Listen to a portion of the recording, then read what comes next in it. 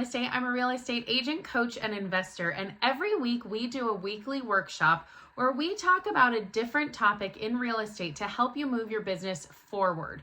It's every Monday at 11:30 a.m. Pacific Standard Time. Consider this your invitation. All right, we all want listing. We're going to talk about big picture, setting yourself up for success, and then we're going to get more and more narrow. We're going to talk about the appointment. We're going to talk about command your listings. We're going to go into command and create one. Then we're talking about when, what's important now. And of course, if you stay to the end, you get a bonus.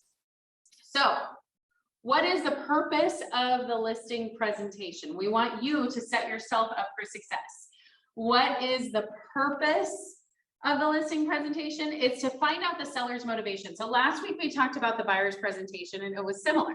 We want to find out the buyer's motivation. The reason for that, right now we're in a very strong seller's market and it's only really continuing to be a stronger seller's market.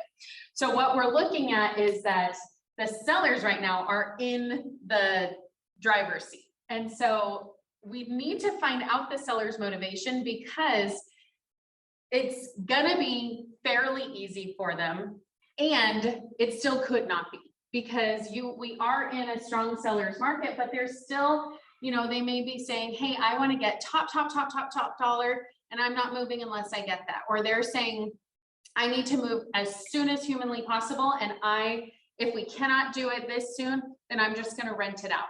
Or whatever they're saying. We need to get behind that seller's motivation so that when, not if, bumps come in the road, we can reassure them that we've got it. We can reassure them that we know what their end goal is and we know how to get them there.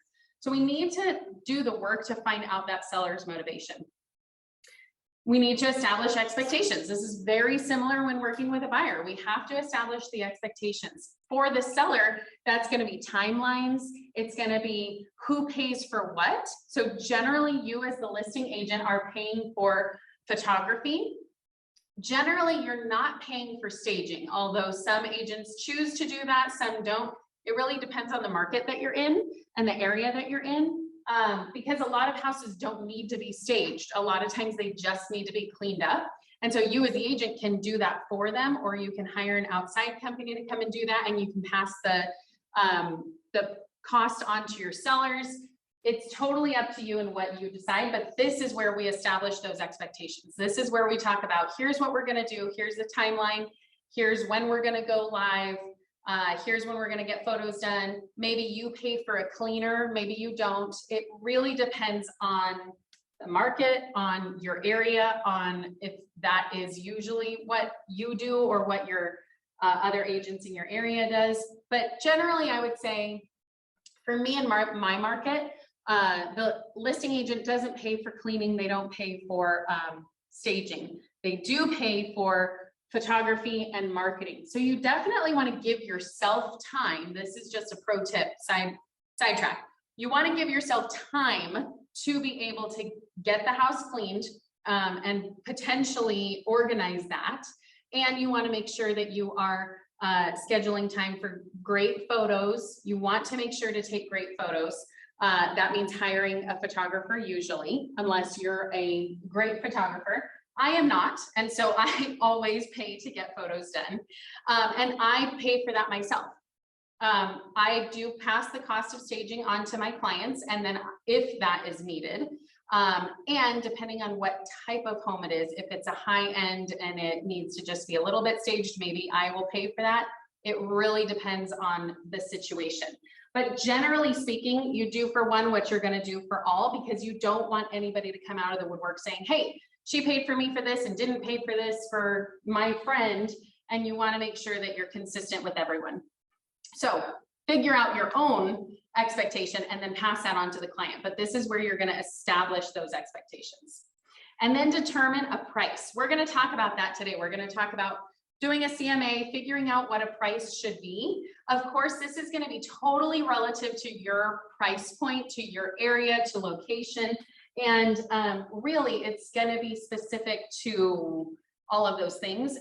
And we can all do this together. Every MLS is different. The way you go about this might be different, but I can show you the basics of what we're trying to do to determine a price. All right, so that was quick and easy. Now let's get to getting the appointment. This is very interesting, I think. 80% of sellers hire one of the first 2 agents they meet with. You want to be one of those 2. So when people talk about going in and competing against 15 other agents, that almost never happens. That is very few and far between. Most people, to be honest, don't want to do that much work. They're just going in and saying, I want to find an agent. I found you online. I was referred to you by a friend. Whatever. And then they're going to meet with you. And maybe just for good measure, they're going to meet with one other agent. But they are going to choose one of the first 2 agents that they meet with. So you want to get in there. And 58% of sellers spend less than 3 hours researching. This is crazy because we talk about this so much about how this is potentially your client's largest transaction. It's their biggest asset, and they're spending less than 3 hours doing any kind of research. And so really that tells us we need to be where they're researching. So if they're online, we need to make sure we're online. If they're on social media, we need to make sure we're on social media. That's a topic for a different day, actually next week. Little hint for you.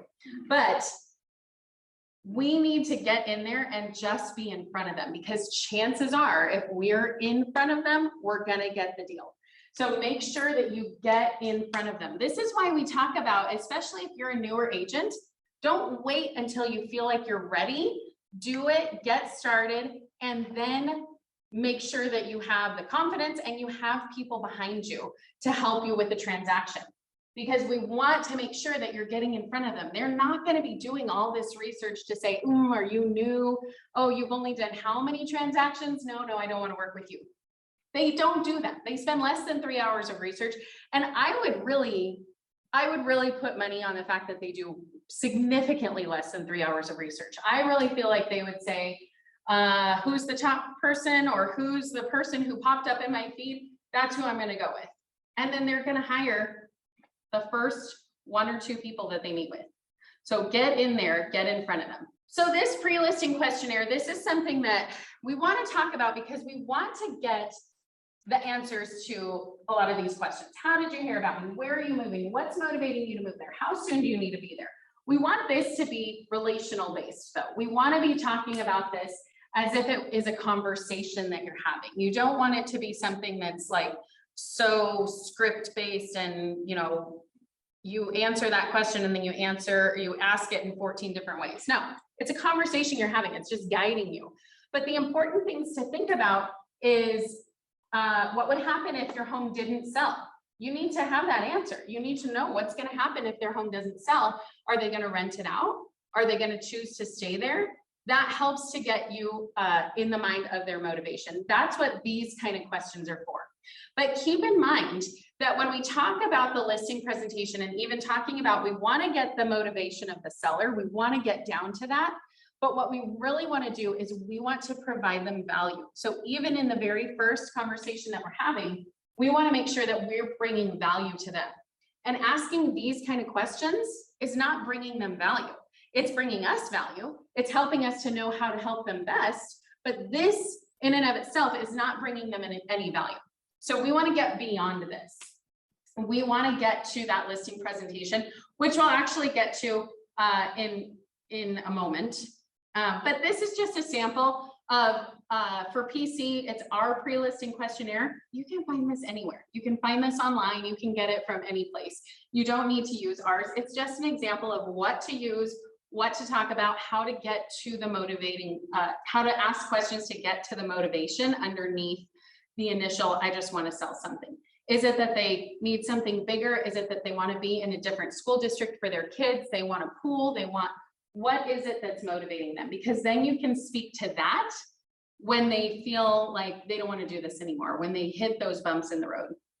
And so we want to make sure that we are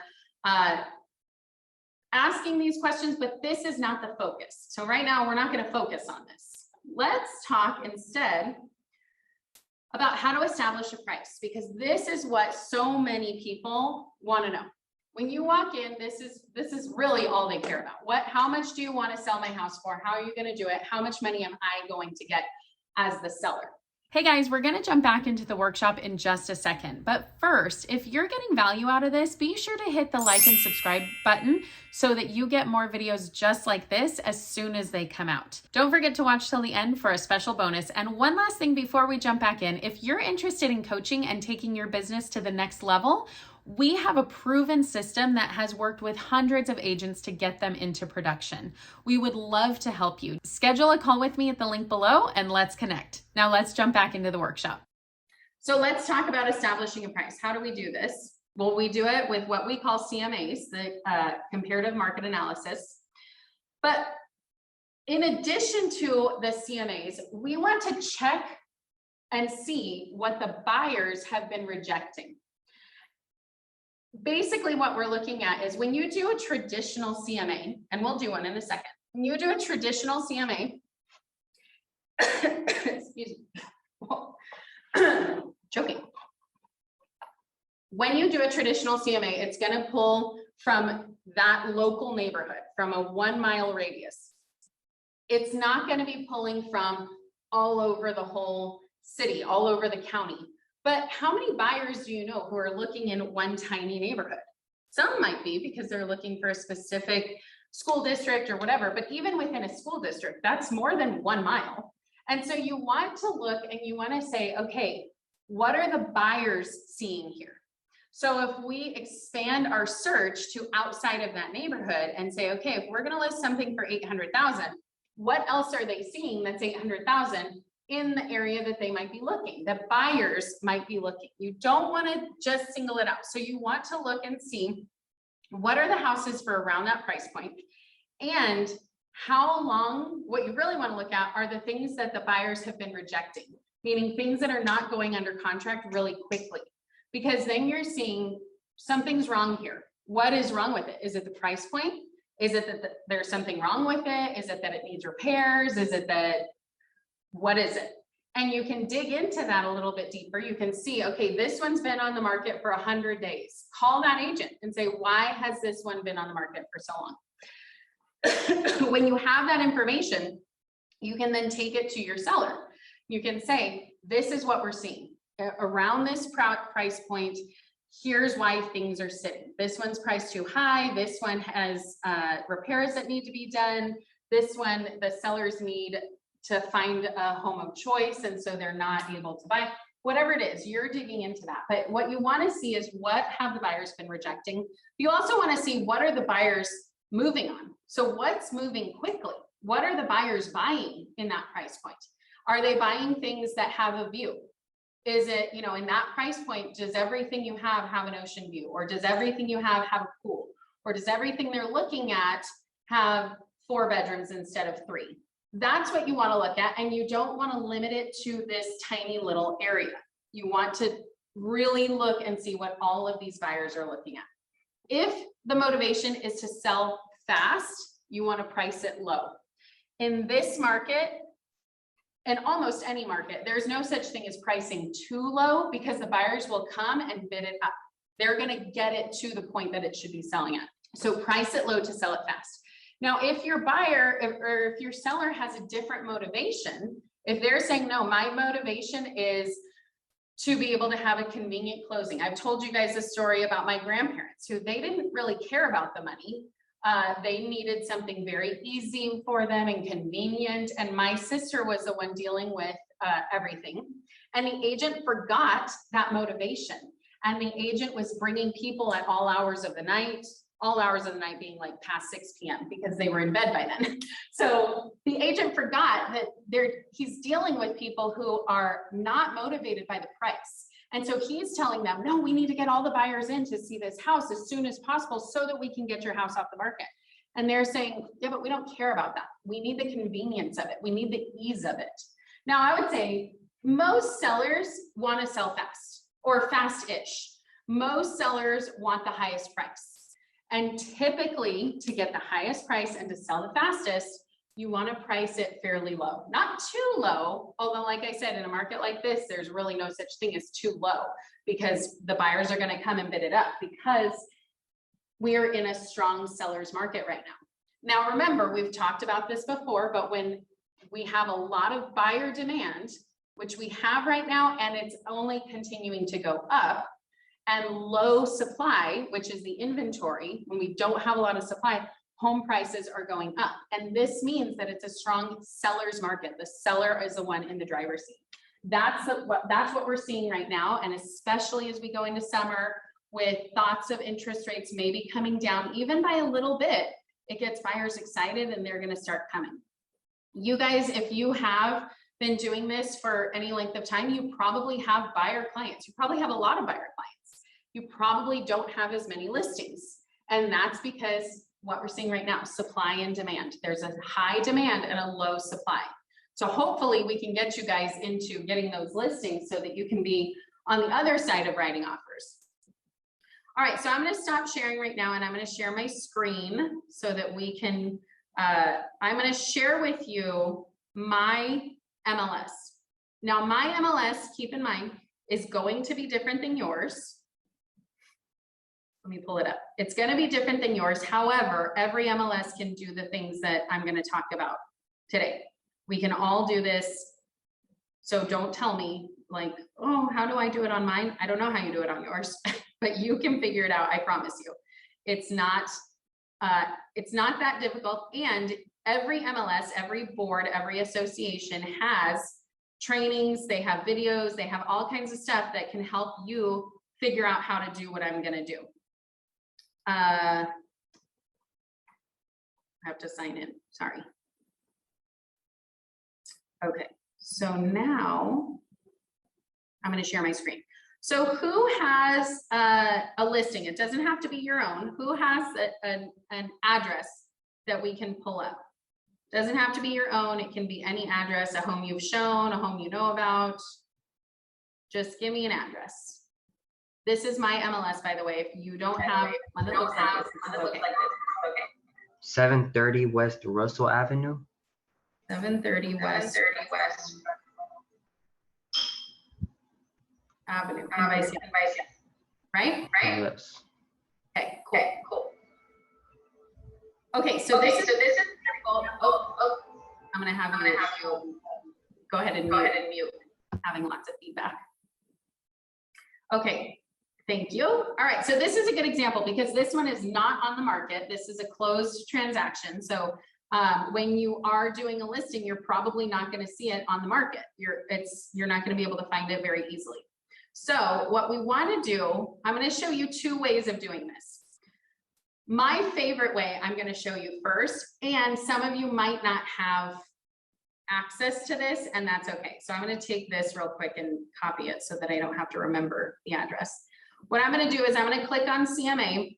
And I have access to Cloud CMA through my not HOA, what's it called?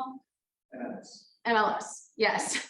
Through my MLS, through my board. You may or may not have access to this. If you don't have access to this, I know that there is a way you can pay for it.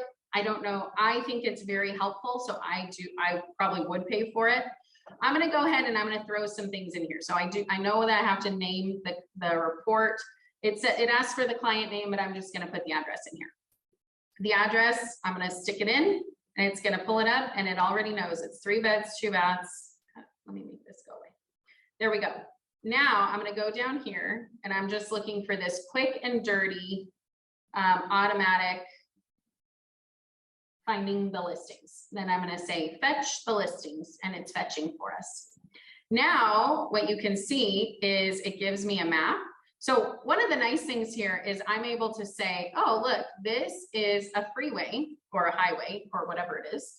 And probably on the other side of this, these are going to be homes that are not similar. They're probably not going to be the same type of homes. So I can go off and unclick this right away if I wanted to. Unclick it, unclick, and then let's unclick this one too.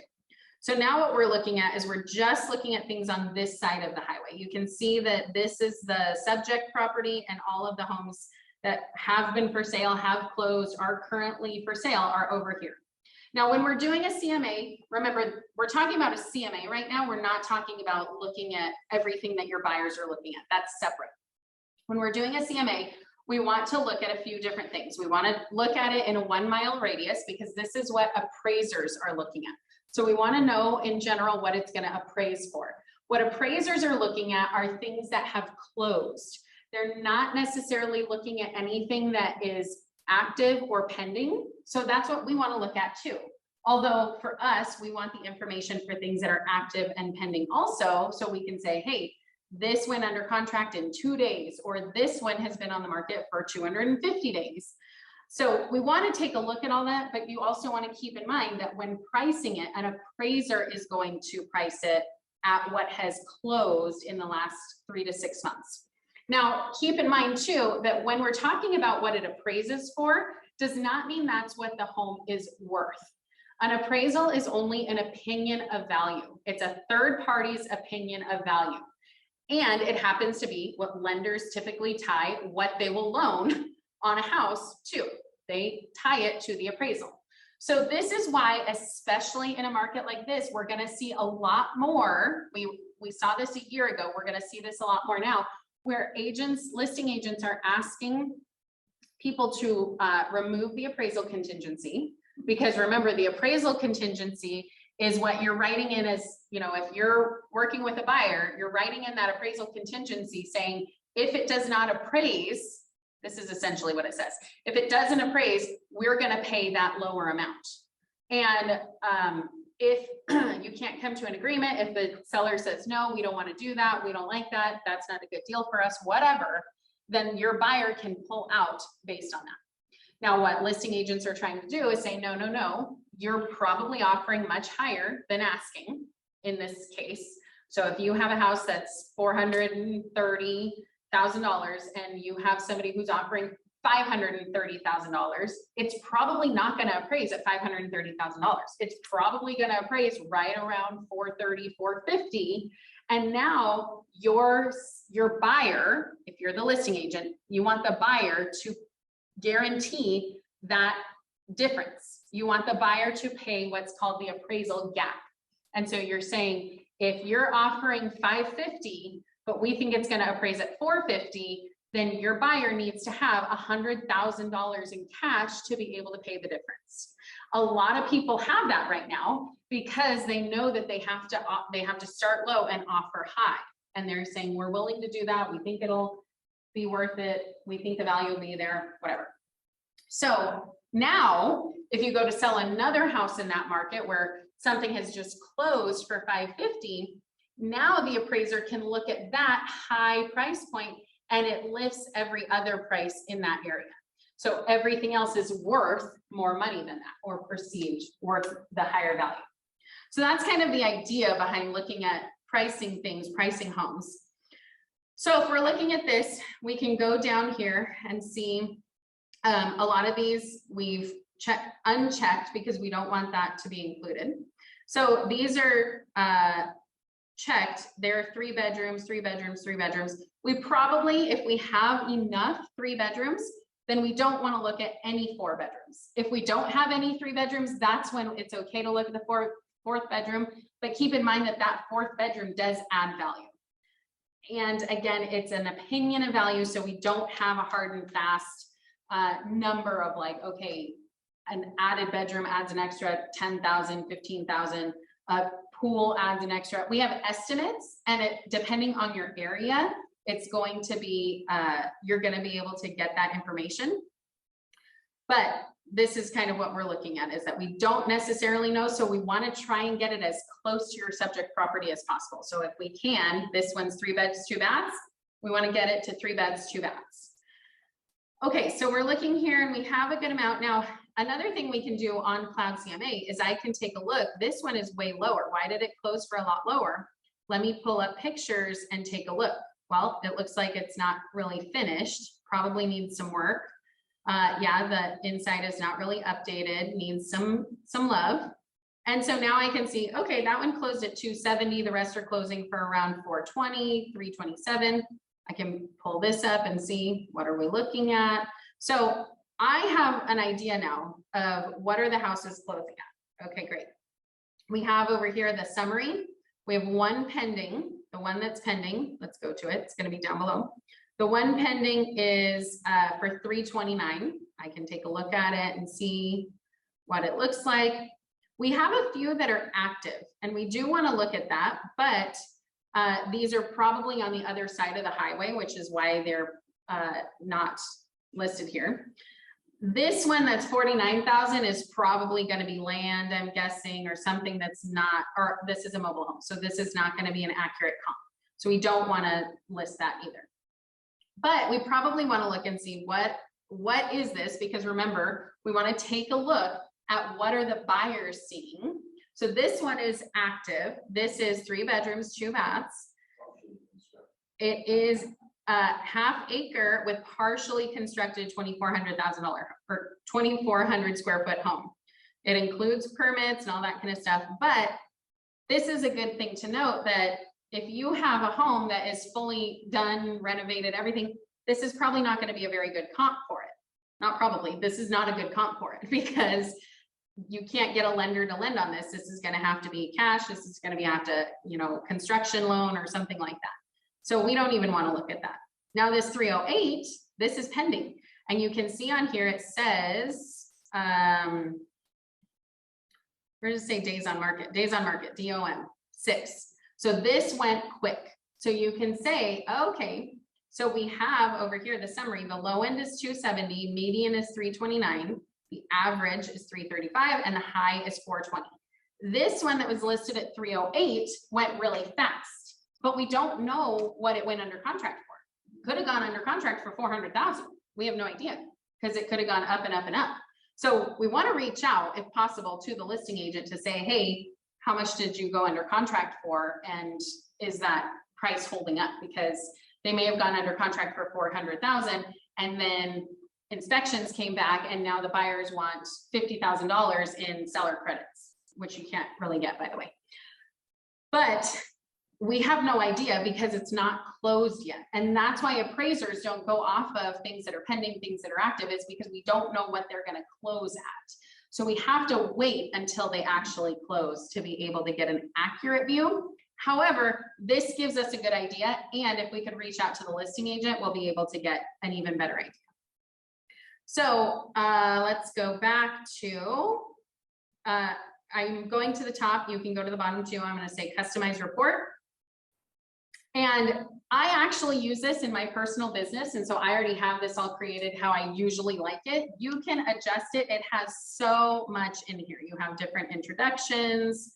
What is a CMA, title letter, all of that kind of stuff. A map of the listings, all of this kind of stuff. So what I usually do is I have a summary, because I want to have a one line. So a lot of people like just, I want to see it. I want to see the numbers. And so this summary shows you just the numbers. Here are the averages. This is price per square foot average. This is just the basic numbers. What this is missing, what I would like to see, is how many days on market, because I want to know, okay, this was 420. Did it go in an instant, or did it take a little bit longer to sell? So because I know that I like to see that, down below, we have more details. And so it does tell you the days on market for these. And then it has all the information that's in the MLS for them, all the remarks, all that kind of stuff. And it's branded to you. So there's also photos that you can have on there, especially if you want to compare, you want to really compare and say, look, this kitchen needs some work, or this kitchen was redone, or look at, they have all wood floors and yours has all carpet, or whatever you want to do. I like to be able to show that. And then there's a contact me page. So then all we do, publish report, and it's going to give you a PDF. Once the PDF comes, you can email it out, you can print it out and take it to your listing, however you want to do it. I will tell you that you guys know this, that I am not a hard copy kind of person. I don't like to bring hard copies of much of anything, because I think it just gets thrown in the trash, because I know that's exactly what I would do. So I like to be able to email almost everything and leave 1 or 2 things. This summary of comparable properties is one of the things that I like to leave, because they have a good idea. I also have another like white page of here's what we have to offer, here's what you can know, here's what we agreed to, all of that kind of stuff. But it's basic, because everything else I want to email them so that they have it and they can keep it forever. So when I show them this, I'm showing them, here's the information. Let's take a look at it. Oh, look at this house. We can see what this house has to offer. Oh, look, this one has a pool. This is the one that was $420 and it was 5 days on the market. So it flew off, but it has a pool. It was built in 1992. When was yours built? Maybe a little bit later. I don't know. Also, look, it's been redone. The floors have been redone and blah, blah, blah. Okay. That is one way to do a CMA. This is actually my favorite way because, especially because like you saw, I was able to pull this up and do this in Visalia. I'm not in Visalia. I don't know the area at all.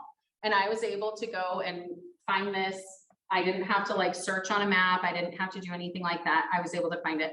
Now, based on this, I have a pretty good opinion, even if I haven't seen the house yet, of at least what the range should be. So if I haven't seen the house yet, and I like they've told me, yeah, it could use a little bit of work, I can say, okay, well, right now we have, the average is about 336. If your house could use a little bit of work, we're probably looking from the 330 range to maybe 350. And then I can go there and then we can establish a price based on that. And we can have that conversation. So that's what we are able to look at with this. We don't have to have, we don't have to have all the information. We don't have to know everything. We just want to be able to come with our knowledge, with our understanding of what the market is in their area. Okay, so what I want to do now is, hold on, I have to move things around so I can see this.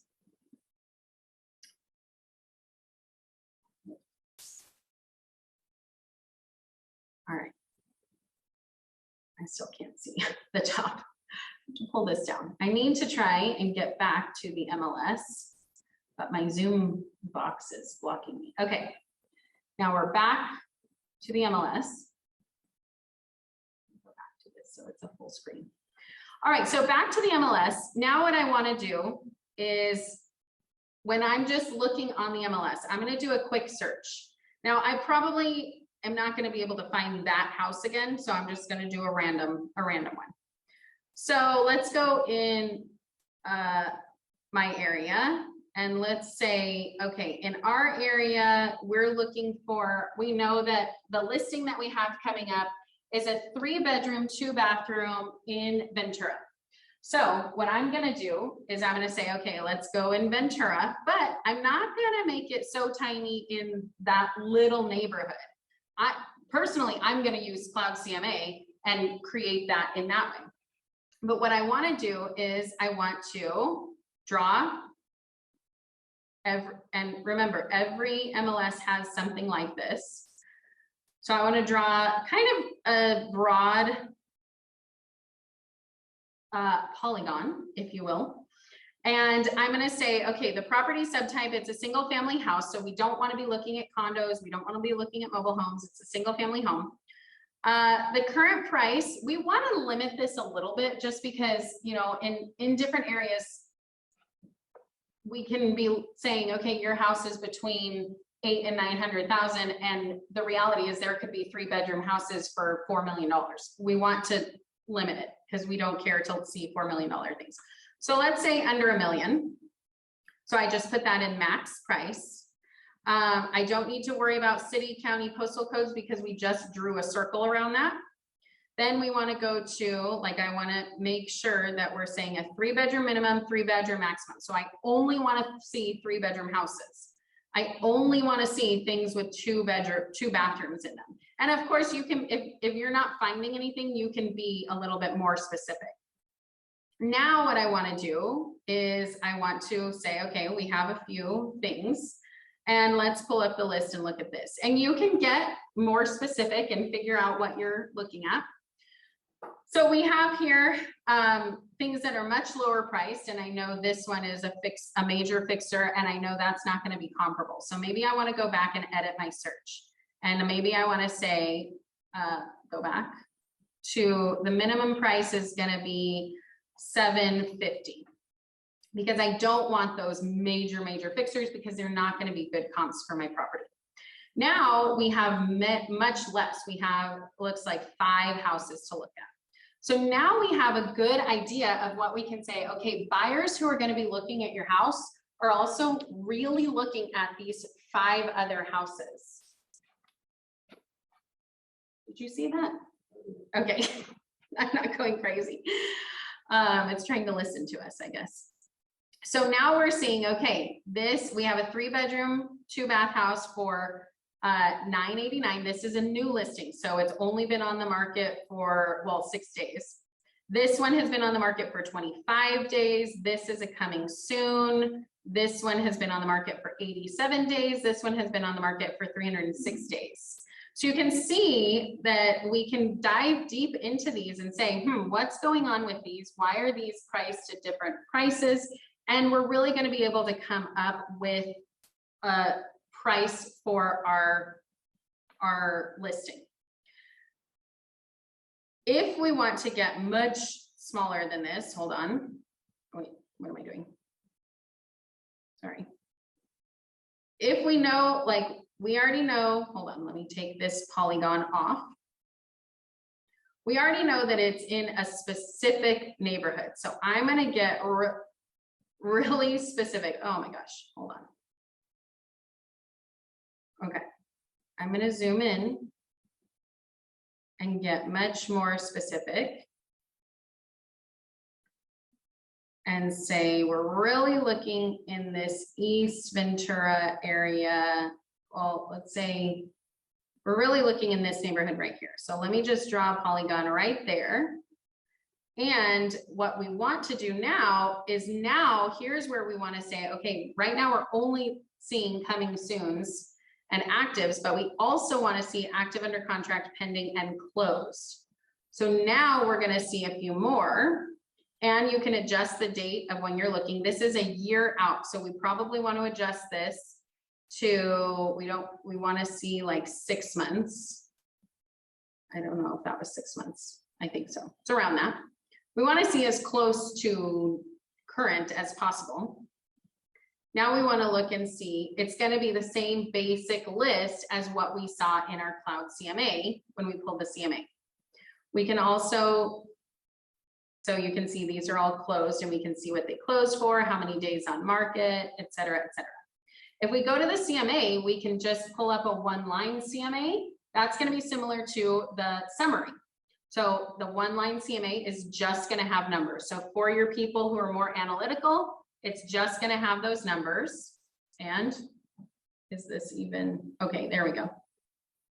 So you can see that it's going to have the averages, the minimums, the maximums, and all of that kind of stuff. So it has similar things. But for your client who may be a little bit more a visual learner, this is not going to be good for them. This is why I like to include more than one thing on this. I don't want to just include a 1-line CMA. And on my MLS, this is the easiest option. And so that's why I prefer to use the other option. Like I said, all of your MLSs are different and you can use your MLS in lots of different ways. Just find out how to do that cloud CMA. All right. What we are doing now, let's jump back here. So we've talked about establishing that price. All right, now let's talk about command your listing. Let's jump into command and actually go through this. Let's create a listing presentation. So we only have 20 minutes and really I want to go faster because I want to also talk about those checklists. We have talked about checklists and we will dive into it in the future. So I'm not going to harp on this because the listing presentation is key. But what I want to show you is how we can quickly and easily do a listing presentation in a short amount of time. So let me, again, hold on, let me just share my whole desktop. Okay, there we go. Let's go to command and we're going to go to command designs. Now, we did this last week And so if you weren't with us last week, we did the buyer consultation or the buyer consultation. Now we're going to be doing the listing consultation. It's very similar, so I'm not going to be going through it in super detail.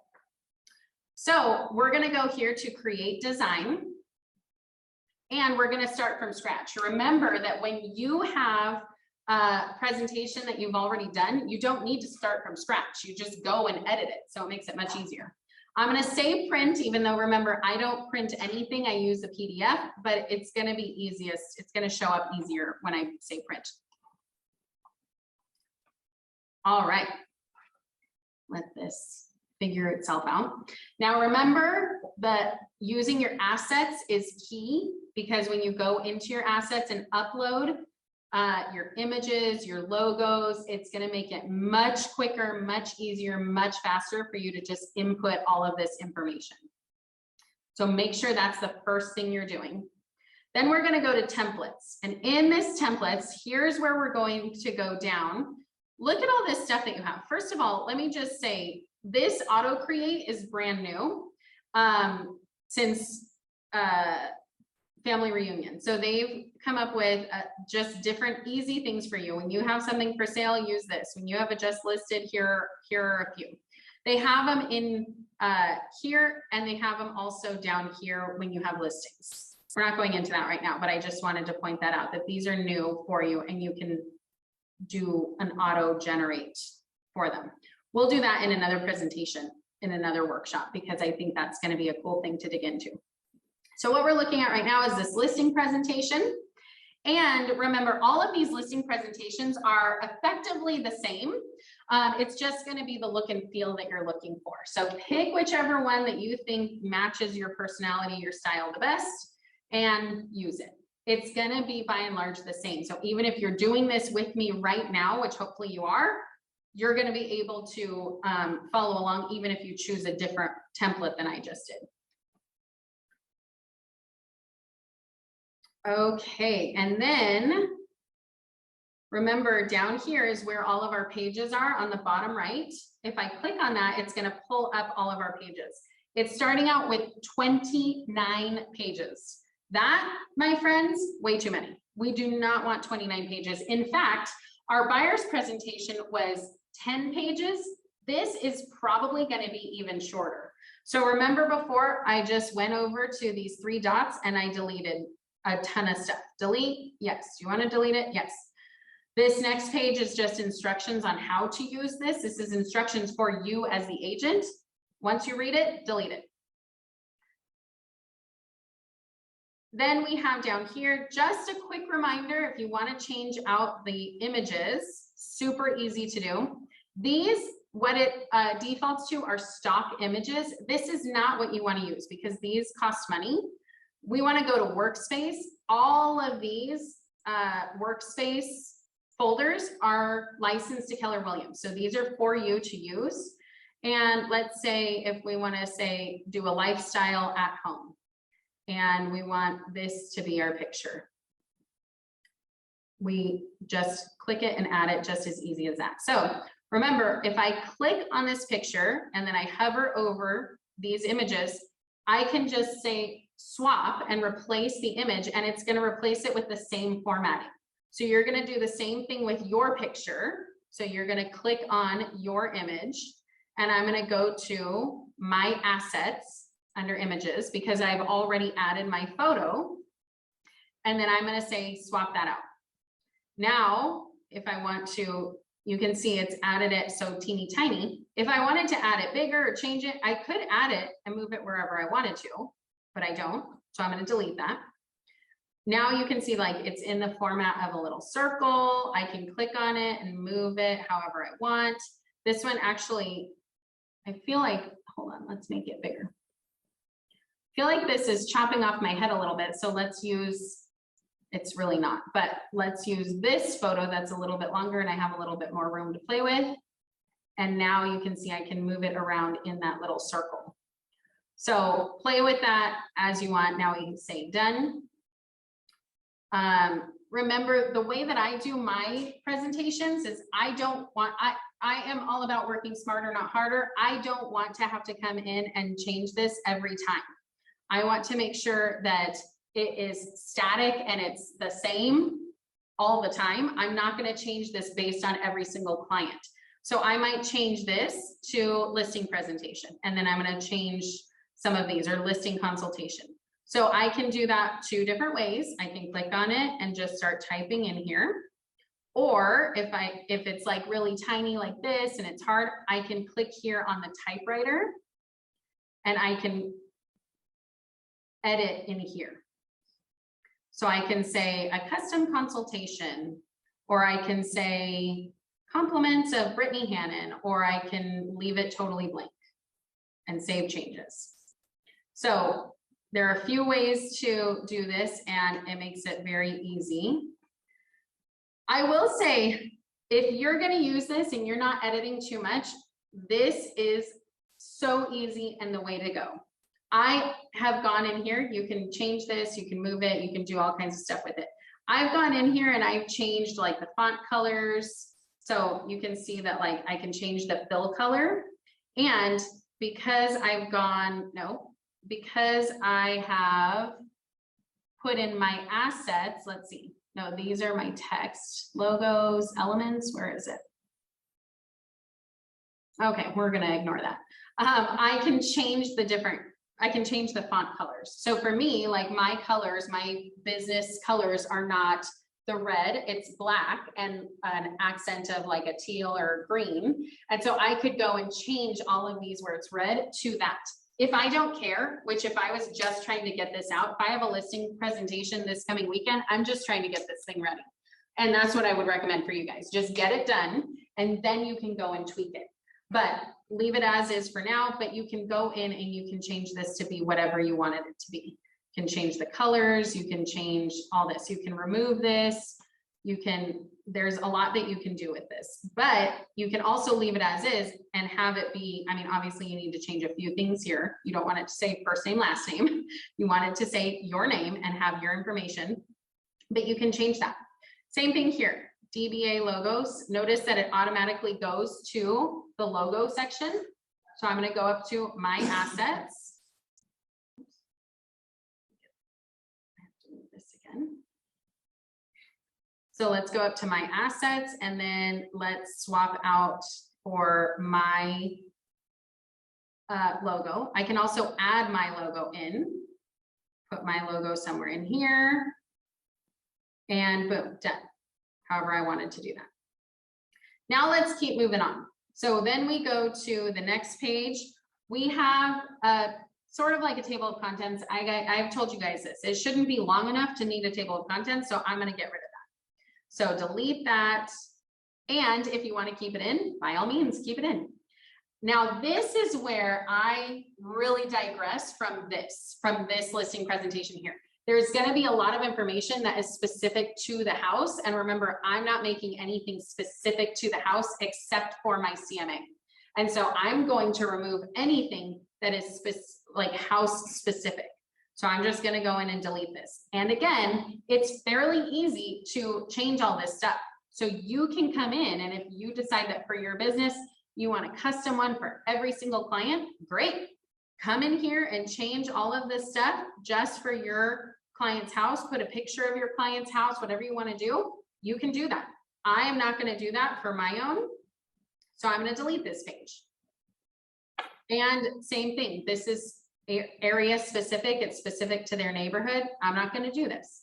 Now, one thing I do want to show you though, because these are kind of cool and they come up in other areas. You can send these out as postcards. You can send them out as direct mail. You can have a door hanger, all kinds of stuff. This is called a snapshot. So if I go over to KWLS, this is pulling from the Nextdoor app. And so what we're able to do is we're able to get a snapshot of the neighborhood. Now, keep in mind, this is a snapshot of a very small area. And so we're going to try and see if we can find something good. So I'm going to click on snapshot. So we're here in the KWLS, and then I'm going to click on snapshots. Now we can either search by a neighborhood name or a postal code. I would rather search a postal code. Let's do the one where we are. Let's see what pops up.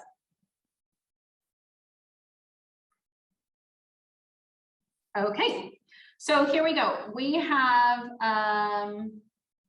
well, first of all, we can replace the image just like that, so it's in there.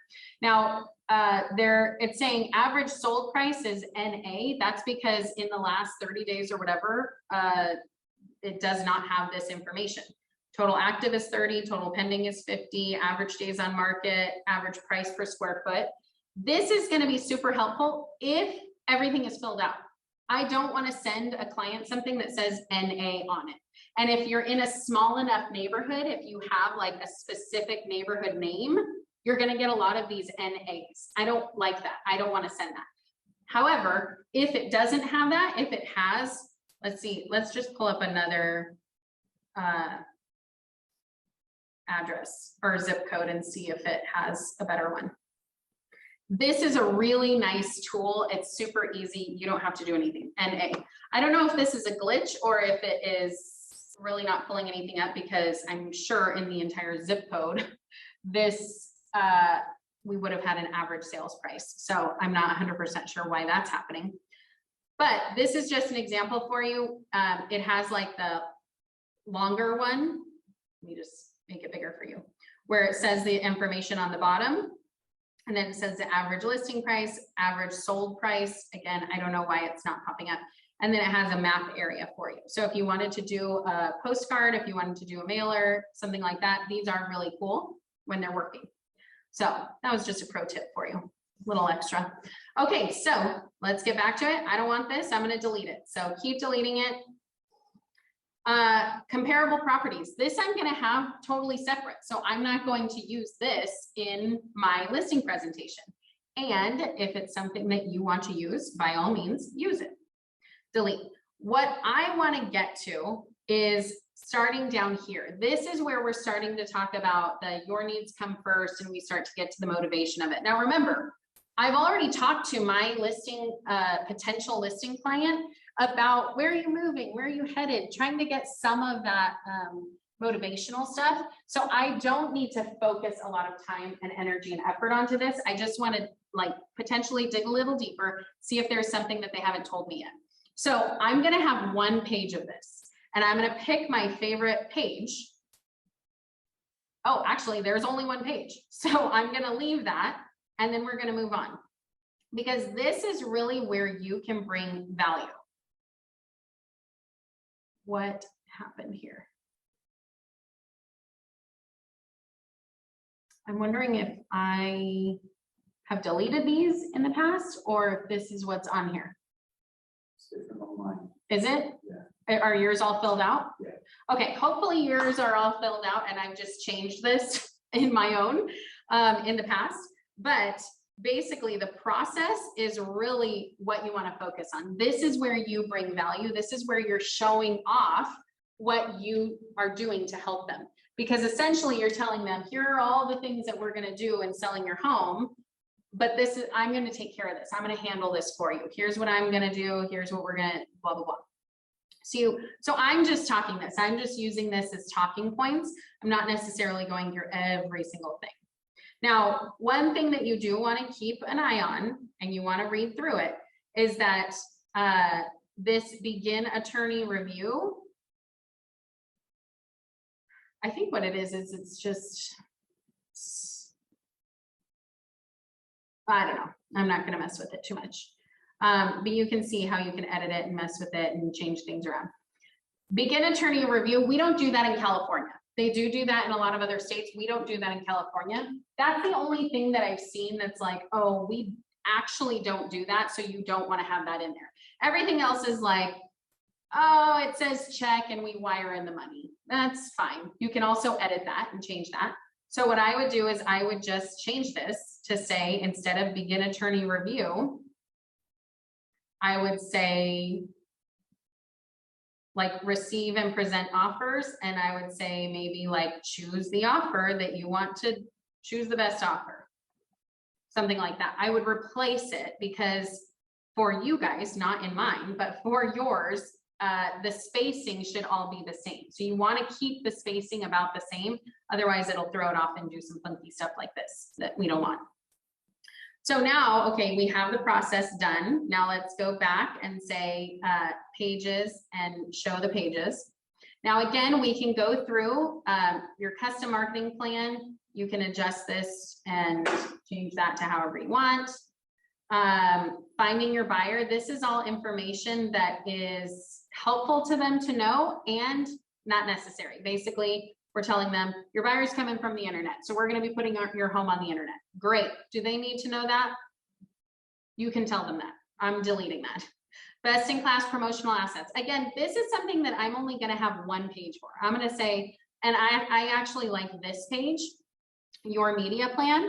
And so you want to go through this and say, do I do all of these things? Do I want to make sure that I actually provide the things that I'm saying I provide. But you can do all of these things in command. You can do all of these things through whatever your market center uses, Michael Lewis Marketing, Scott Lauren Marketing, Canva. You can do all kinds of stuff through there. So you can have this, but this like strategic promotion, coming soon, just listed. This is kind of like timeline stuff that you can use. I'm not necessarily using all this. Open house strategy, I'm going to take this out. Remember, I want to get down to like the meat and potatoes. All of this, it's in the details, nonsense. Not nonsense, but you don't need to use it. This is your numbers. If you don't have numbers, use your market center's numbers. The proof is in my numbers. Guess what? If you don't have numbers yet, just delete that page or use your market center numbers. Credentials and awards, same thing. Delete the page. What we want to get down to is, so all of this stuff we can delete. Portfolio of excellence. This can be your market centers. Remember, you can use your market centers houses and close sales. So you have all of these things, featured listings. You don't need all these pages. One page of this is definitely sufficient. A promise about how you're going to do this. Selling safely. This is back in COVID times. You can delete that. Bottom line, again, I would probably delete this because this promise is probably, I would have one or the other, promise or the bottom line. I wouldn't do both because it's nonsense. Your app, you can add this or you don't have to, especially because the app I think is good for buyers. If they're not also going to be a buyer, I'm going to delete that. How to get in touch with me. I like this as a final page. So I went through a bunch that I said, I would delete this, I would delete this, I would delete this, and I didn't delete it while we were here. And so we still have 18 pages, but like I said, I would get it down to 10 pages or less because nobody wants to go through and sit through something of you just like reading 27 pages of something. So then we can say download, it'll download it as a PDF, and then you'll be able to send that out to your clients. So we're done with this. Let's go back. Good. Creating the checklist. Now let me just talk through this for a second because we gotta go.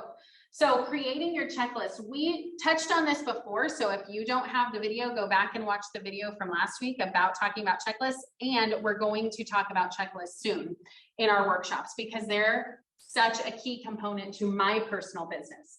These are your checklists in your opportunities in command.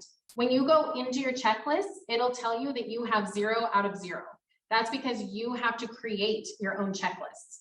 So you want to come up with, you want to have a list of items throughout the transaction that you need to add to your checklist. We will be talking about this soon.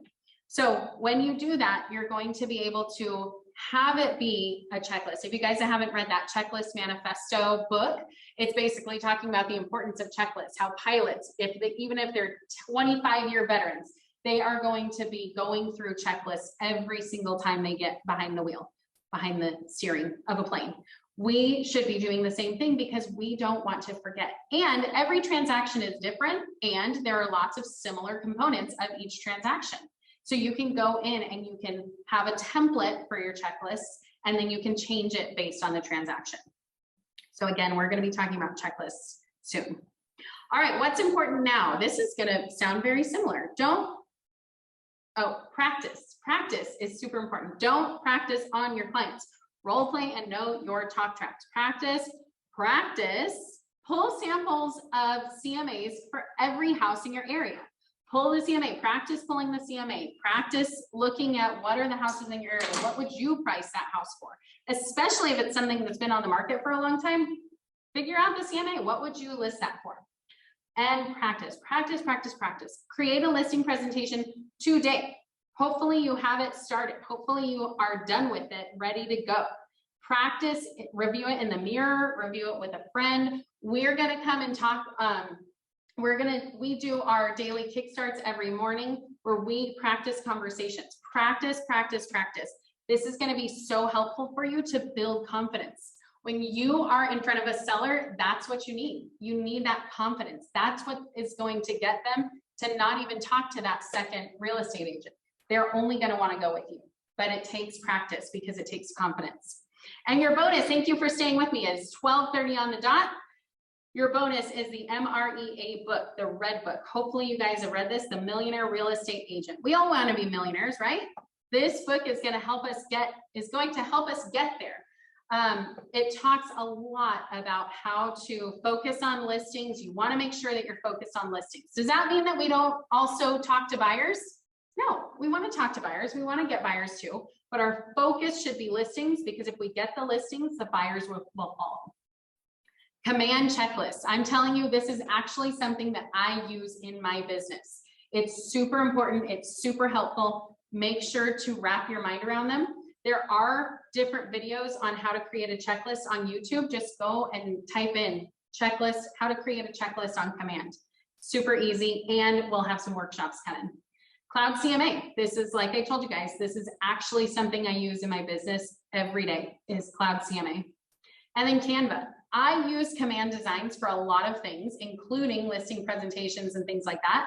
And I use Canva for a lot of other things, to create all kinds of print materials, to create postcards, especially when we have a listing. I use it for all kinds of stuff. So this is a really good resource and tool for you guys.